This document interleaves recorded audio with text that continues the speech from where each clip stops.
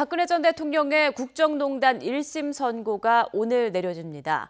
검찰이 지난해 4월 17일 박 전 대통령을 재판에 넘긴 지 1년 만입니다. 최재민 기자가 보도합니다. 지난해 3월 31일 전직 대통령으로는 세 번째로 구속된 박근혜 전 대통령의 1심 선고가 1년 만에 내려집니다.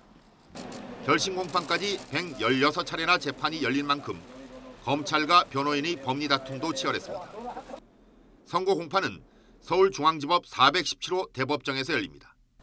하지만 박 전 대통령의 모습은 보기 어려울 전망입니다.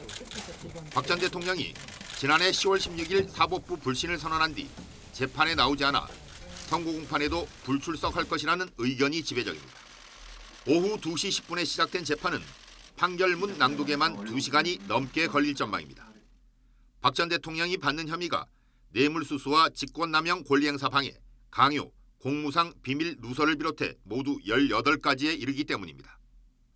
박 전 대통령의 형량 가늠자는 형사합의 22부 심리대상 혐의 18개 가운데 13개가 겹치는 최순실 씨 형량입니다. 재판부는 지난 2월 열린 최 씨의 선고 공판에서 13개 혐의 가운데 11개 혐의를 유죄 또는 일부 유죄로 인정했습니다. 최 씨는 징역 20년, 벌금 180억 원, 추징금 72억 9천만 원을 선고받았습니다.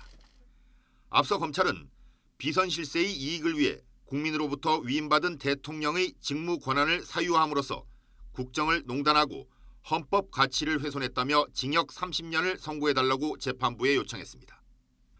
박 전 대통령이 국정 최고 운영자였다는 점을 고려하면 최 씨보다 중한 형량이 예상된다는 게 법조계의 중론입니다. 재판부가 1심 사상 최초로 생중계도 결정해 수천만 명의 국민이 TV 또는 인터넷으로 박 전 대통령의 선고 공판을 지켜볼 것으로 보입니다. YTN 최재민입니다.